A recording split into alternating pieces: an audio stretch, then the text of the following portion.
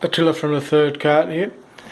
So I just want to give you a quick advice about when you're rolling walls, probably even ceilings, but usually when you do ceilings, then most of the time you will do woodwork and other bits and pieces.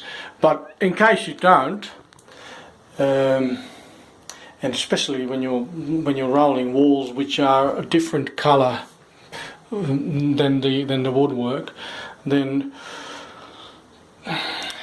you gotta try and avoid paint spatter going onto skirtings.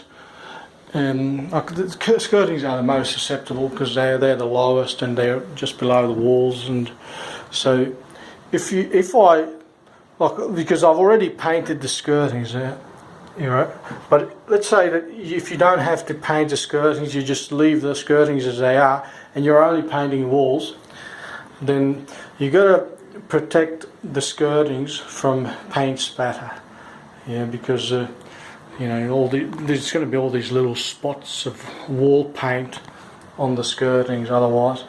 And I mean, probably no need to mask the skirtings for cutting in because you can do it freehand, but there's no avoiding paint spatter going down there, so you're just going to have to sort of mask the top of the skirting. You don't have to be accurate, so it doesn't have to be perfect because you're not cutting in. The cutting should be done without masking, but so you're just trying to avoid paint spatter, and you don't want to push the masking tape down onto the skirtings, but just sort of leave it hanging and leave it sort of sticking out to the side, just so it acts like an umbrella kind of thing, and it protects quite a wide sort of area, so you're not going to get paint spatter on the skirtings that way.